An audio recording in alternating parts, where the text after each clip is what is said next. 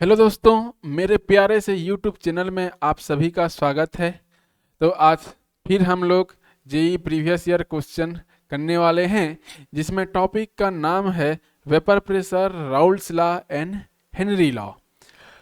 और अभी तक यदि आपने मेरे चैनल को सब्सक्राइब नहीं किया है तो सब्सक्राइब कर दीजिए, लाइक कर दीजिए, शेयर कर दीजिए, ताकि फ्यूचर में जो भी वीडियो अपलोड हो आप तक पहुंच सके। तो आज हम वेपर प्रेशर, राउल्स लॉ और हेनरी लॉ से रिलेटेड क्वेश्चन के साथ साथ कॉन्सेप्ट भी सीखेंगे कि इसका कॉन्सेप्ट होता क्या है। तो चलो आगे बढ़ते हैं। सबसे पहला सवाल है, for a dilute solution Raoult's law states that. पहला ऑप्शन कहता है कि the lowering of vapour pressure is equal to the mole fraction of solute. Mole fraction of solute. फिर बोलता है the relative lowering of vapour pressure is equal to the mole fraction of solute. Third बोलता है the relative lowering of vapour pressure is proportional to the amount of solute in solution. तो ये तो होगा नहीं। तो इसके पीछे का कॉन्सेप्ट क्या है, देखो सीधा सीधा फार्मूले में आता हूं मैं। तो relative lowering of vapour pressure बोलता है, तो इसका जो फार्मूला था क्या था, X B equal to P naught A minus P A upon P naught A. इसी को बोल देते हैं relative lowering of vapour pressure. इसी को बोलते हैं relative lowering of vapour pressure. चलो इसको वीपी लिख देता हूं, vapour pressure, relative lowering of vapour pressure इसी को बोलते हैं। और एक्स बी क्या है बोलने से, ये होता है मोल फ्रैक्शन ऑफ सोल्यूट होता है। ठीक है, ये होता है मोल फ्रैक्शन ऑफ सोल्यूट। याद रखना, relative lowering of vapour pressure एक कोलिगेटिव प्रॉपर्टी होता है। ये एक कोलिगेटिव प्रॉपर्टी होती है ये, ठीक है। लेकिन इसी को जब मैं ऐसे लिखूं, X B P naught A equal to P naught A minus P A लिख दूं, तो ये होता है लोअरिंग इन वेपर प्रेशर। ये होता है लोअरिंग ऑफ वेपर प्रेशर। ये कोलिगेटिव प्रॉपर्टी नहीं होती, ये कोलिगेटिव प्रॉपर्टी नहीं होती।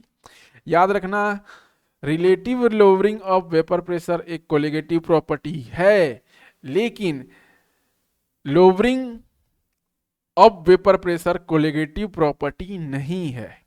ठीक है, तो ये दोनों चीज आपको याद रखना है। तो ये वाला ऑप्शन कहाँ पे दिखाई दे रहा है, ये वाला जो मैंने अभी यहाँ पर फार्मूला लिखा है, ये वाला ऑप्शन कहाँ पे दिखाई दे रहा है, ऑप्शन नंबर बी देखो, the relative lowering of vapour pressure is equal to the mole fraction of solute. Yes, option B is correct answer, यही हमारा करेक्ट आंसर होगा। आई होप ये क्वेश्चन आपको समझ में आया होगा।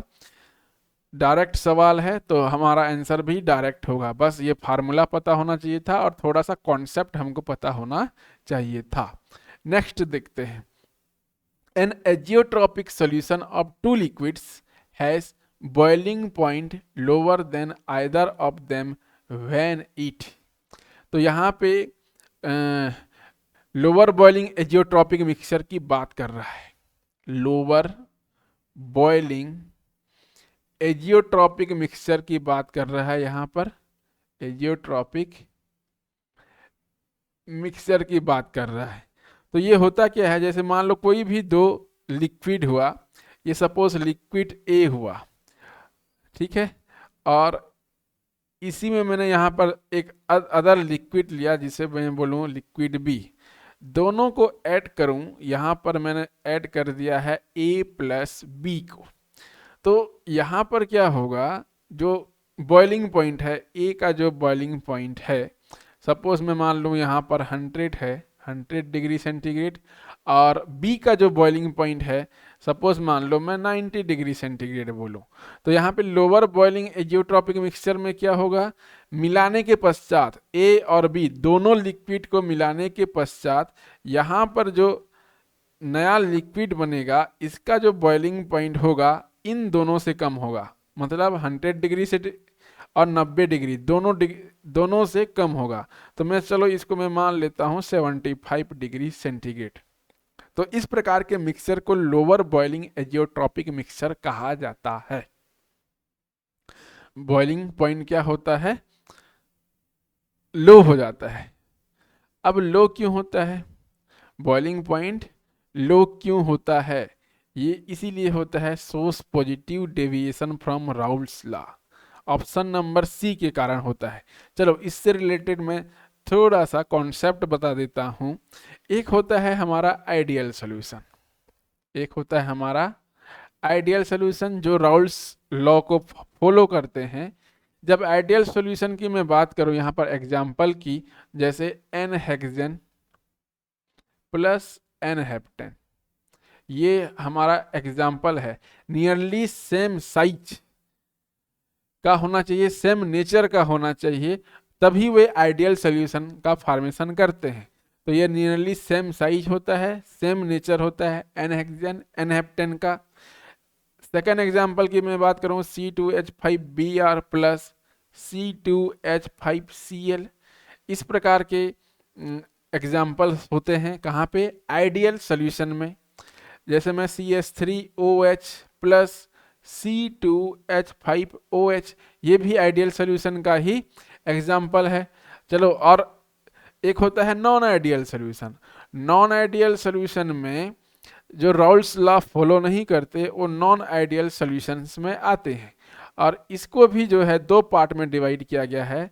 एक होता है नेगेटिव डेविएशंस, मतलब ऐसे सॉल्यूशन जो नेगेटिव डेविएशन शो करते हैं, और इसके जो एग्जाम्पल आते हैं यहाँ पर, एग्जाम्पल की जब मैं बात करूँ, वाटर प्लस एसिड मान लो, वाटर प्लस एसिड दोनों पोलर नेचर के होंगे। किस प्रकार के नेचर के होंगे, पोलर नेचर के होंगे। उसी प्रकार से CHCl3 प्लस CH3COCH3, ये भी जो होता है नेगेटिव डेविएशन शो करेगा। किस प्रकार का डेविएशन शो करेगा, negative deviation. CHCl3 plus C6H6 मानो, उसके अलावा CHCl3 plus nitrogen and oxygen containing जो भी कंपाउंड होंगे वो नॉन आइडियल सॉल्यूशंस का फॉर्मेशन करते हैं। ओके, इसके अलावा एक होता है पॉजिटिव डेविएशन शो करने वाले कंपाउंड। तो मैं यहीं पे लिख देता हूं, जो पॉजिटिव डेविएशन शो करते हैं ये भी नॉन आइडियल में ही आएंगे। ठीक है, नॉन आइडियल में ये पहला नेगेटिव डेविएशन शो करता है, और ये सेकंड में हमारा पॉजिटिव डेविएशन शो करने वाले सॉल्यूशन आते हैं। और इसका एग्जाम्पल क्या होगा, एग्जाम्पल देख लो। एग्जाम्पल में मैं बोलूँ एक पोलर और एक नॉन पोलर लेना है। क्या लेना है, एक पोलर और एक नॉन पोलर। जैसे मैं वाटर प्लस बेंजीन ले लूँ, water plus C6H6, carbon disulphide plus acetone ले लेता हूँ, प्लस एसीटोन CH3COCH3। तो ये होंगे पॉजिटिव डेविएशन शो करने वाले सॉल्यूशन। अब एक कॉन्सेप्ट और यहीं पे सीखते हैं, थोड़ा सा मैं मिटाता हूं, आइडियल सॉल्यूशन को मैं यहाँ पे मिटा देता हूं। ओके, आप चाहो तो नोट करना चाहो तो आप नोट कर सकते हैं, या ये एक रिवीजन है मान के चलिए। प्रीवियस ईयर क्वेश्चन करने से हमारा जो है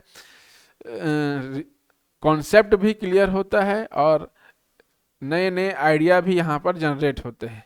तो देखो, जो पॉजिटिव डेविएशन शो करते हैं, पॉजिटिव डेविएशन शो करते हैं, डेल H वैल्यू जो होती है पॉजिटिव आती है, मतलब ग्रेटर देन 0। डेल V का वैल्यू भी जो होता है ग्रेटर देन 0 होता है, मतलब पॉजिटिव आता है। और एक चीज याद रखना, यहाँ पर AA इंटरेक्शन और BB इंटरेक्शन फोर्स जो होता है AB से अधिक होता है, AB से अधिक होता है।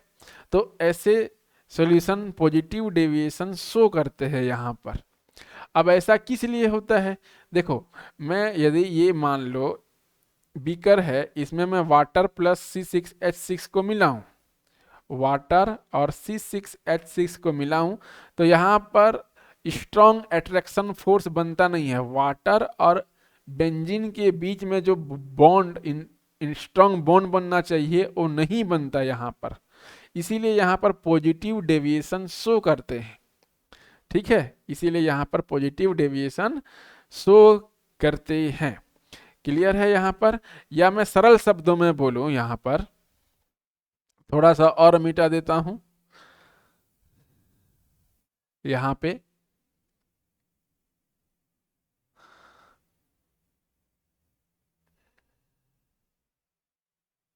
इसको भी मिटा देता हूं।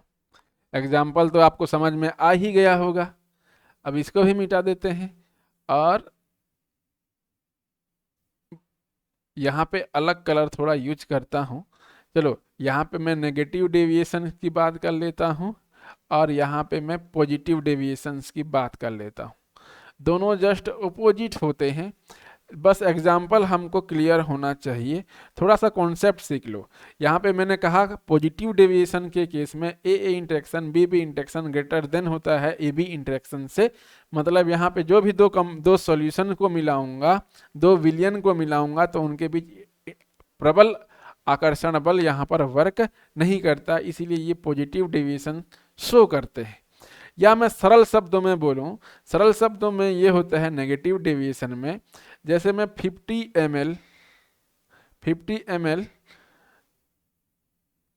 ए सॉल्यूशन और 50 ml बी सॉल्यूशन को मिलाता हूं, तो यहाँ पे 50 + 50 100 ml होना चाहिए, लेकिन 100 ml यहाँ पर नहीं होता, 95 ml यहाँ पर हो जाता है। सिमिलरली पॉजिटिव डेविएशन के केस में क्या होता है, जैसे मैं 50 ml ए विलियन को मिलाता हूं ए सॉल्यूशंस और 50 ml एन अदर सॉल्यूशंस को यहाँ पर ऐड करता हूं, तो यहाँ पे 100 ml होना चाहिए। दो मैंने विलियन को यहाँ पर मिक्स किया है तो यहाँ पे 100 ml होना चाहिए, लेकिन पॉजिटिव डेविएशन के केस में ये मान लो 104 ml हो गया। मतलब जितना मैंने मिलाया उससे थोड़ा सा वॉल्यूम यहाँ पर बढ़ गया और यहाँ पर जो वॉल्यूम होता है वो थोड़ा सा घट जाता है नेगेटिव डेविएशन के केस में। तो आई होप ये चीजें आपको समझ में आई होगी। तो यही तो होता है सोर्स positive deviation from Raoult's law. Low boiling azeotropic mixture बनाएंगे, इनका जो बॉइलिंग पॉइंट होता है वो घट जाता है, बॉइलिंग पॉइंट इनका घट जाता है। जो भी positive deviation from Raoult's law show करते हैं, एग्जाम्पल मैंने बताया है पॉजिटिव डेविएशन का, वो सब लो बॉइलिंग एजियोट्रॉपिक मिक्सचर में आएंगे। और जो नेगेटिव डेविएशंस वाले होते हैं वो हाई बॉइलिंग एजियोट्रॉपिक मिक्सचर में आते हैं। हाई बॉइलिंग एजियोट्रॉपिक मिक्सचर्स में आते हैं कौन? नेगेटिव डेविएशंस जो भी शो करते हैं, जैसे एसिड प्लस वाटर है, वो हाई बॉइलिंग एजियोट्रॉपिक मिक्सचर बनाता है बिकॉज ऑफ हाइड्रोजन बॉन्डिंग। यहाँ पे प्रबल इंटरेक्शन फोर्स वर्क करता है, इसीलिए ये जो है negative deviation from Raoult's law वाले हाई बॉइलिंग एजियोट्रॉपिक मिक्सचर्स बनाते हैं। उनका बॉइलिंग पॉइंट इंक्रीज हो जाता है क्योंकि वहाँ पे आकर्षण बल भी बढ़ जाता है। आई होप ये कॉन्सेप्ट आपको समझ में आया होगा। चलिए आगे बढ़ते हैं।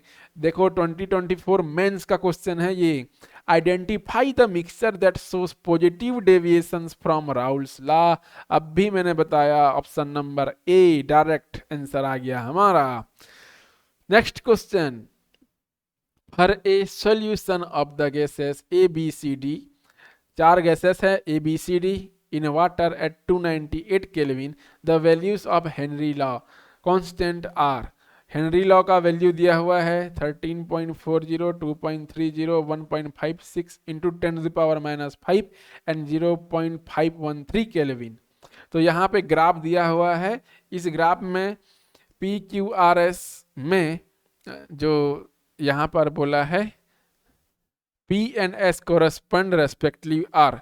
P एंड S की वैल्यू हमें यहाँ पर बताना है कि P जो है कौन सा गैस होगा और S जो है कौन सा गैस होगा, इसको हमें आइडेंटिफाई करना है इस ग्राफ को ऑब्जर्व करके, इस ग्राफ को हमें देख करके। आई होप क्वेश्चन समझ में आया होगा। हेनरी कांस्टेंट का मान दिया है, ग्राफ दिया हुआ है। अब ग्राफ की सहायता से और वैल्यू की सहायता से P कौन सा गैस होगा और S कौन सा गैस होगा, इसको हमें आइडेंटिफाई करना है। ये क्वेश्चन में दिया हुआ है। तो इसका कॉन्सेप्ट हम लोग सीखते हैं। ठीक है। अब कॉन्सेप्ट क्या है, according to Henry law, Henry law क्या है, ये गैसों की विलेयता को बताता है। मान लीजिए यहाँ पर कोई भी लिक्विड है, वाटर है, मान लीजिए यहाँ पर वाटर है, तो इस वाटर में गैस कितना डिजॉल्व है, गैस कितना डिजॉल्व है, इसके कॉन्सेप्ट को बताता है। तो अकॉर्डिंग टू हेनरी लॉ क्या होता है, जो भी गैस है, partial pressure of gas is directly proportional to mole fraction of gas होता है। और यदि मैं यहाँ पे प्रोपोर्शनल साइंस को हटाऊं तो यहाँ पर आता है के एच, जिसे हेनरी कांस्टेंट कहा जाता है। मतलब कोई भी गैस हो, जितना प्रेशर यहाँ पर अप्लाई करेगा उतना ही गैस इस लिक्विड में डिजॉल्व होगा, यही हेनरी लॉ कहता है। और ये तो हो गया हमारा फार्मूला। अब इस फार्मूले में देखो, यदि मैं इसका ग्राफ बनाऊं, ठीक है, यदि मैं इसका ग्राफ बनाऊं तो मैं इधर लिख देता हूं पार्शियल प्रेशर ऑफ गैस और इधर मैं लिख देता हूं मोल फ्रैक्शन ऑफ गैस। तो कुछ इस तरह से हमारा ग्राफ आता है। तो याद रखना, यदि मैं इसको और थोड़ा सा पक्षांतर करूं तो पार्शियल प्रेशर ऑफ गैस अपन K H equal to mole fraction of gas लिख सकता हूं। ये हमारा रिलेशन आ गया। अब इस रिलेशन से क्या हम लोग कंक्लूजन निकाल सकते हैं, देख लेना। यहां पे ये कंक्लूजन निकाल सकते हैं कि यदि मैं, देखो जो मोल फ्रैक्शन है इसके एक दूसरे के ऑपोजिट प्रोपोर्शनल है के एच की वैल्यू, तो मैं यहाँ पे लिख सकता हूँ कंक्लूजन में के एच का मान जितना अधिक होगा मोल फ्रैक्शन ऑफ गैस का मान उतना कम होगा। मतलब यहाँ पे जो सॉल्युबिलिटी की मैं बात कर रहा हूँ, ये सॉल्युबिलिटी उतनी ही कम होगी, सॉल्युबिलिटी उतनी ही कम होगी, ये हम कंक्लूजन में निकाल सकते हैं। के एच का मान अधिक होगा तो मोल फ्रैक्शन ऑफ गैस का मान कम होगा, तो सॉल्युबिलिटी भी उतनी ही कम होगी। एक चीज याद रखना, जो के एच वैल्यू है वो टेम्परेचर पर डिपेंड करता है, टेम्परेचर पर डिपेंड करता है। तो यहाँ पर देखना, यदि मैं टेम्परेचर को इंक्रीज करूँ तो के एच वैल्यू भी इंक्रीज होगी। यदि के एच वैल्यू इंक्रीज होगी तो मोल फ्रैक्शन ऑफ गैस जो है वो डिक्रीज होगी, और जो सॉल्युबिलिटी है, सॉल्युबिलिटी भी जो होती है यहाँ पर डिक्रीज हो जाएगी। इसीलिए जो एक्वेटिक एनिमल होते हैं, एक्वेटिक एनिमल जो होते हैं वो कूल वाटर में ज़्यादा रहना पसंद करेंगे, क्योंकि जो गैस की सॉल्युबिलिटी है कूल वाटर में अधिक होती है। याद रखना इस चीज़ों को। यदि पानी गर्म होगा तो गैस की जो सॉल्युबिलिटी है वो कम होगी, ऑक्सीजन गैस की सॉल्युबिलिटी कम होगी, तो गर्म पानी में रहना पसंद नहीं करते, ठंडे पानी में एक्वेटिक एनिमल रहना पसंद करते हैं, क्योंकि गैस वहाँ अधिक घुली हुई रहती है। ये तो हुआ हेनरी लॉ, हेनरी लॉ हुआ। तो के एच वैल्यू इंक्रीज और डिक्रीज का मतलब यहाँ पे समझ में आया इस कंक्लूजन में। तो के एच का मान हमको कम देखना है, यदि के एच का मान कम है तो मोल फ्रैक्शन ऑफ गैस जो होती है वो अधिक होगी, तो सॉल्युबिलिटी भी हमारी अधिक होगी, सॉल्युबिलिटी भी हमारी अधिक होगी। तो कम वैल्यू को फोकस करो तो सॉल्युबिलिटी अधिक, और के एच वैल्यू यदि अधिक है तो सॉल्युबिलिटी वहां पर कम होगी। तो इस कॉन्सेप्ट को ध्यान में रखते हुए इस क्वेश्चन को यहां पर करना है। तो हमारा सीधा सा देखो, यहां पर जो एस है, एस जो होता है यहां पर देखो पी एन एस रेस्पेक्टिवली बोले है ना, पी एन एस रेस्पेक्टिवली बोला है। तो एस देखो यहाँ पे मोल फ्रैक्शन ऑफ, ये पार्शियल प्रेशर का मान जो होता है यहाँ पर कम है, तो सॉल्युबिलिटी यहाँ पर अधिक है। तो एस का मान देखो कितना है यहाँ पर, एस का मान, एस का मान है यहाँ पर, सॉरी, अब मोल फ्रैक्शन जो है यहाँ पर अधिक है एस का, तो मोल फ्रैक्शन अधिक है मतलब के एच वैल्यू यहाँ पर कम होगी, और के एच वैल्यू कम होगी तो वो किसका कम है, 1.56 इंटू 10⁻⁻5 का कम है। तो इसको मैं ऐसा लिख सकता हूँ 0.0000 एंड 156, इसको मैं लिख सकता हूँ 1 2 3 4। मतलब यहाँ पे एक जीरो और आएगा, तो 40156 इसको मैं लिख सकता हूँ। तो के एच वैल्यू इसकी कम होगी तो सोल्युबिलिटी यहाँ पर अधिक होगी। तो एस किसको इंडिकेट कर रहा है, एस इंडिकेट कर रहा है सी को। देखो C का मान कितना है 1.56 इंटू 10⁻⁻5 है, तो S इंडिकेट करेगा C को, और P किसको इंडिकेट करेगा जी, P जिसकी वैल्यू अधिक है, मतलब 30.40, और किसकी अधिक है, A की अधिक है।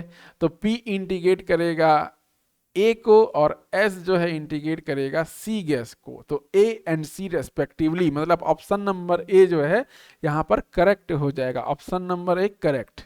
हमें लो वैल्यू और हाई वैल्यू पर फोकस करना था KH का। अब देखो नेक्स्ट क्वेश्चन, ये भी हेनरी लॉ से ही है। अब यहाँ पर देखो, for the solution of the gases W, X, Y and Z in water at 298 kelvin the Henry's law constant are. अब यहाँ पर KH का वैल्यू दिया हुआ है, KH का वैल्यू देखो यहाँ पर 0.5 दिया है, देन दिया है यहाँ पर 2, देन यहाँ पर दिया है 35, और यहाँ पर देखो 40 किलो बार दिया है, ये वेपर इतना दिया हुआ है। तो देखो the correct plot for the given data is, तो सीधा सीधा लो KH और हाई KH पर फोकस करना है हमें। अब जिसका लो KH है तो उसकी मोल फ्रैक्शन भी अधिक, मोल फ्रैक्शन भी अधिक। तो 0.5 किसका है, W का है। अब W का है तो ऐसा ग्राफ ढूंढो A, B, C और D में, ऐसा ग्राफ ढूंढिए जिसका मोल फ्रैक्शन अधिक हो। क्या अधिक हो, मोल फ्रैक्शन जहां पर अधिक हो, ठीक है। तो यहां पर देख लीजिए KH मोल फ्रैक्शन अधिक हो किसका, W का। Then second highest, second number पे हमारा X का होना चाहिए, और थर्ड नंबर पे हमारा Y का होना चाहिए, और Z का लास्ट में आना चाहिए। तो W का मोल फ्रैक्शन अधिक होना चाहिए, W का मोल फ्रैक्शन सबसे अधिक होना चाहिए। तो यहां पर देखो इस चारों ग्राफ को यदि हम लोग यहाँ पे ऑब्जर्व करेंगे तो C तो होगा नहीं, क्योंकि मोल फ्रैक्शन का मान सब में लगभग लगभग बराबर है यहाँ पर। तो C को काट दो यहीं पे, और B को काट दो क्योंकि इसकी मोल फ्रैक्शन का मान जो है बहुत कम है, Z और Y की तुलना में भी कम है, जबकि मोल फ्रैक्शन का मान जो है यहाँ पर अधिक होना चाहिए था W का। तो B और C यहीं से कट गए, क्योंकि W मोल फ्रैक्शन का मान अधिक होना चाहिए, क्योंकि KH वैल्यू उसकी कम है। सेकेंड, अब देखो D और A में मोल फ्रैक्शन का मान अधिक है, यहां पर भी अधिक है, यहां पर भी अधिक है। अब देखो X का सेकेंड हाईएस्ट होना चाहिए, सेकेंड हाईएस्ट होना चाहिए, लेकिन D में देखो, D में जो है यहाँ पर कम हो गया है, Y से भी कम हो गया है मोल फ्रैक्शन का मान, लेकिन उसका सेकेंड हाईएस्ट होना चाहिए। और कंपेयर करो A से, तो A में जो है मोल फ्रैक्शन तो X, Y और Z की तुलना में थोड़ा सा अधिक है, होने के लिए बराबर दिख रहा है, लेकिन थोड़ा सा यहाँ पे अधिक है। तो मैं मोर एक्यूरेट जो मान सकता हूँ ग्राफ, वो मैं A को मान सकता हूँ। किसको मान सकता हूँ, A को। तो यहाँ पे D ऑप्शन भी इनकरेक्ट हो जाएगा, हमारा करेक्ट ऑप्शन हो जाएगा ऑप्शन नंबर A। इस प्रकार से हमको एलिमिनेट करने भी आना चाहिए, ग्राफ को एलिमिनेट करने आना चाहिए, ऑप्शन को एलिमिनेट यहाँ पर करने आना चाहिए, तो हम आसानी से फाइनल कंक्लूजन में पहुंच सकते हैं, किसी भी क्वेश्चन में फंसेंगे नहीं वहां पर। अब देखो नेक्स्ट क्वेश्चन क्या है, नेक्स्ट क्वेश्चन है हमारा, बहुत बड़ा क्वेश्चन है यहाँ पर। तो ये जो आइडियल और नॉन आइडियल सॉल्यूशंस है उसी से रिलेटेड, ग्राफ से रिलेटेड है। तो यहाँ पे क्या बोला है, for a solution forms by mixing liquid L और M, L और M दोनों को यहाँ पर मिक्स किया गया है और ग्राफ प्लॉट की गई है, यहाँ पर ग्राफ प्लॉट किया गया है। अब इस ग्राफ को ऑब्जर्व करना है, और इस ग्राफ को ऑब्जर्व करके यहाँ पे 4 ऑप्शन दिए हैं, इन 4 ऑप्शन में कौन सा करेक्ट है ये हमें बताना है, ठीक है। तो ये आइडियल और नॉन आइडियल सॉल्यूशंस का जो ग्राफ बनता है उसी से रिलेटेड ग्राफ है यहाँ पर। कैसे, कॉन्सेप्ट थोड़ा सा सीखते हैं। जब मैं आइडियल सॉल्यूशंस की बात करूं यहाँ पर, चाहे तो मैं नॉन आइडियल सॉल्यूशन भी ले सकता हूं, तो हमें ग्राफ पे फोकस करना है। तो ग्राफ कैसा था, इधर था मोल फ्रैक्शन, इस एक्सिस में था हमारा मोल फ्रैक्शन, क्लियर है। और यहाँ पे क्या था, वेपर प्रेशर था, और इस एक्सिस में भी हमारा वेपर प्रेशर था। जो ग्राफ बनता था आइडियल सॉल्यूशंस का वो कुछ इस तरह से बनता था, जो ग्राफ बनता था वो कुछ इस तरह से हमारा ग्राफ बनता था, ऐसा। ये देख लो, चलो यहाँ पे मान लो ए और बी दो यहाँ पर सॉल्यूशन को मिक्स किया गया है। तो मैं यहाँ पे मोल fraction of A, mole fraction मान लो यहाँ पे एक्स ए इक्वल टू 0 लिया हूँ, तो यहाँ पे एक्स बी इक्वल टू 1 हो जाएगा। और जैसे जैसे हम इधर इस एक्सिस में बढ़ेंगे तो एक्स ए का मान 1 हो जाएगा और एक्स बी का मान यहाँ पर 0 हो जाएगा, क्योंकि यहाँ पर दो सॉल्यूशन को मिक्स किया गया है। और यहाँ पर ये जो होता है P टोटल का मान बताएगा, पार्शियल प्रेशर, अब टोटल प्रेशर का मान बताएगा, तो मैं इसको लिख सकता हूँ PA प्लस PB लिख सकता हूँ, ठीक है। अब देखो यहाँ पे XB का मान, यहाँ पर XB का मान 1 है, XA का मान 0 है, मोल फ्रैक्शन ऑफ A का मान 0 है। तो ये जो यहाँ पर होगा वो P नॉट B को इंटीग्रेट करेगा, और ये वाली जो पॉइंट है वो P नॉट A को इंटीग्रेट करेगा, क्योंकि XA का मान यहाँ पर 1 है, XA का मान यहाँ पर 1 है, 1, ठीक है। ये हमारा शो करेगा PA को और ये हमारा शो करेगा PB को, ठीक है। ये होता है आइडियल सॉल्यूशंस का ग्राफ। अब इस ग्राफ को थोड़ा सा दिमाग में बिठा के इस क्वेश्चन को हमें सॉल्व करना है। तो देखो, जैसे जैसे हम लोग लेफ्ट से राइट जा रहे हैं, वैल्यू जो होती है 1 से 0 जा रहा है, और इस एक्सिस में है XM, लिक्विड मिला है L और M, तो यहाँ पे XM और XL की बात होगी। तो जब मैं इस पॉइंट में आऊँगा तो XM का मान 0 हो जाएगा और XL का मान कितना हो जाएगा, 1 हो जाएगा। इस पॉइंट में XL का मान कितना हो जाएगा, 1 हो जाएगा, ठीक है। और XM का मान हो जाएगा 0। समझ में आ रहा है इस ग्राफ में। अब इसी ग्राफ को हमें इस ऑप्शन में मैच करना है। तो देख लो, पहला ही पॉइंट क्या बोलता है, the point Z represents vapour pressure of pure liquid M and Raoult's law is obey from XL equal to 0 and XL equal to 1, 0 to 1 बोला है। तो ये प्योर लिक्विड M को तो रिप्रेजेंट नहीं करेगा। देखो यहाँ पे XM का मान 0 हो रहा है, तो ये जो जेट वैल्यू है वो XL शो करेगा, L, लिक्विड L को शो करेगा, लिक्विड L को। तो ये वाला ऑप्शन इनकरेक्ट हो गया, ये वाला ऑप्शन इनकरेक्ट हो गया। इसके पहले कॉन्सेप्ट बताया था ना, जिसका मान 1 होगा वो इस पॉइंट को रिप्रेजेंट करेगा। तो यहाँ पर सेम कॉन्सेप्ट है। देखो यहाँ पर जो है XL की जो वैल्यू है वो 1 है, तो जो जेट पॉइंट है वो लिक्विड L को तो रिप्रेजेंट करेगा, लेकिन ऑप्शन नंबर ए में लिक्विड M बोला है, तो ये ऑप्शन नंबर ए यहीं से कट गया, यहीं से कट गया। अब देखो ऑप्शन बी को अभी छोड़ दो, ऑप्शन बी को अभी छोड़ो, ऑप्शन नंबर सी को देखो, the point Z represents vapour pressure of pure liquid M and Raoult's law is obey when XL equal to 0 बोला है, XL 0, लेकिन यहाँ पर XL इक्वल टू 1 आ रहा है, ठीक है, XL इक्वल टू 1 आ रहा है, और यहाँ पर बोल दिया है XL 0 बोल दिया है। तो सीधी सीधी बात, और ये लिक्विड M को रिप्रेजेंट करेगा बोला है, तो ये भी ऑप्शन गलत हो गया। यहाँ पे भी लिक्विड एम को रिप्रेजेंट करेगा, यहाँ पे भी लिक्विड एम को रिप्रेजेंट करेगा बोला है, ये पॉइंट नंबर जेड। तो दोनों ऑप्शन यहाँ पर कट गए, दो ऑप्शन यहाँ पर कट गए। अब डी ऑप्शन क्या बोलते हैं, the point Z represents vapour pressure of pure liquid L and Raoult's law is obey when X L is greater than 1, X L is greater than 1। जी हाँ, ऑप्शन नंबर डी करेक्ट है, X L का मान 1 है और ये जो जेड पॉइंट है वो लिक्विड एल को रिप्रेजेंट कर रहा है, इसीलिए यहाँ पर ऑप्शन नंबर डी जो है करेक्ट आंसर हो जाएगा।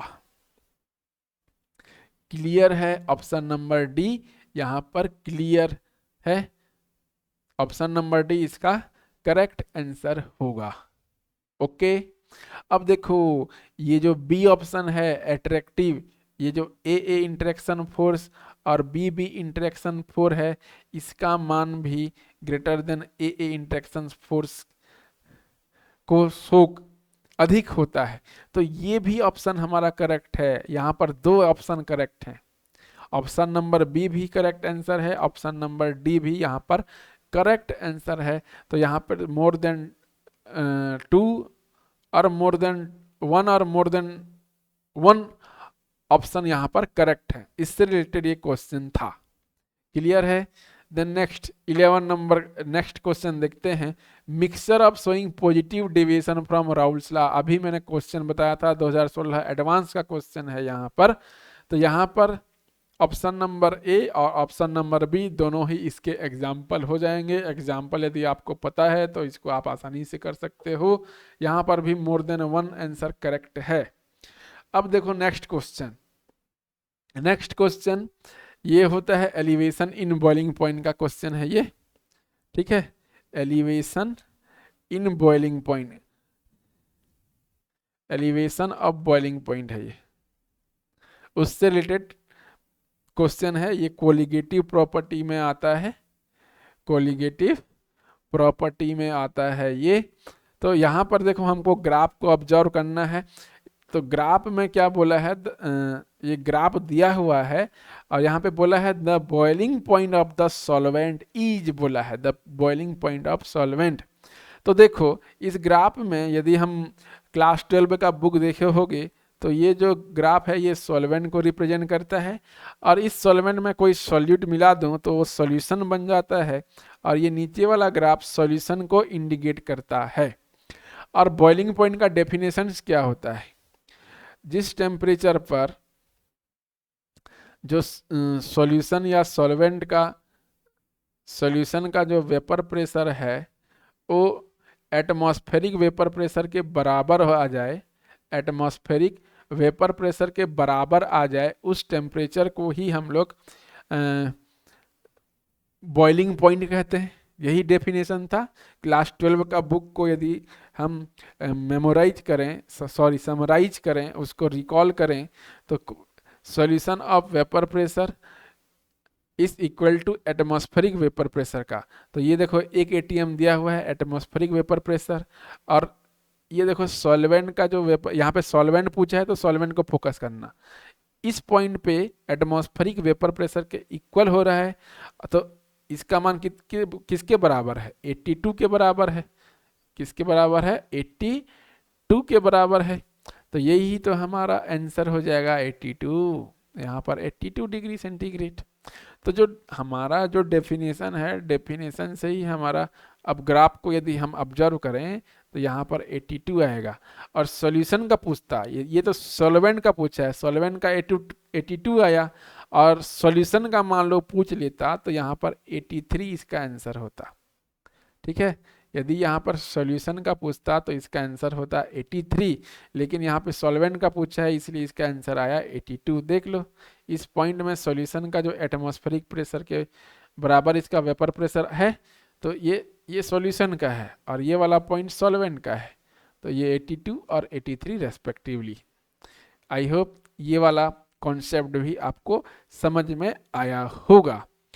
तो ये तो था कुछ थ्योरेटिकल क्वेश्चन, ठीक है, कैलकुलेशन बेस्ड क्वेश्चन था नहीं। जो भी कॉन्सेप्ट है, यदि आपके मेमोरी में है, आपके दिमाग में है, तो ये सारे क्वेश्चन आसानी से कर सकते हैं। लेकिन इस हम जो नेक्स्ट पार्ट लाएंगे और नेक्स्ट पार्ट जो है न्यूमेरिकल बेस्ड रहेगा। आंकिक प्रश्न वहाँ पर रहेंगे, बहुत अच्छे अच्छे सवाल वहाँ पर होंगे और न्यू कॉन्सेप्ट, वेपर प्रेशर का जो भी न्यू कॉन्सेप्ट है उससे रिलेटेड हम लोग सवाल लाएंगे अगले पार्ट में, और सारे के सारे आंकिक प्रश्न होंगे, कोई भी थ्योरेटिकल कॉन्सेप्ट नहीं रहेगा, याद रखना। तो आज के लिए इतना ही दोस्तों, मिलेंगे हम अगले लेक्चर में आंकिक प्रश्नों के साथ।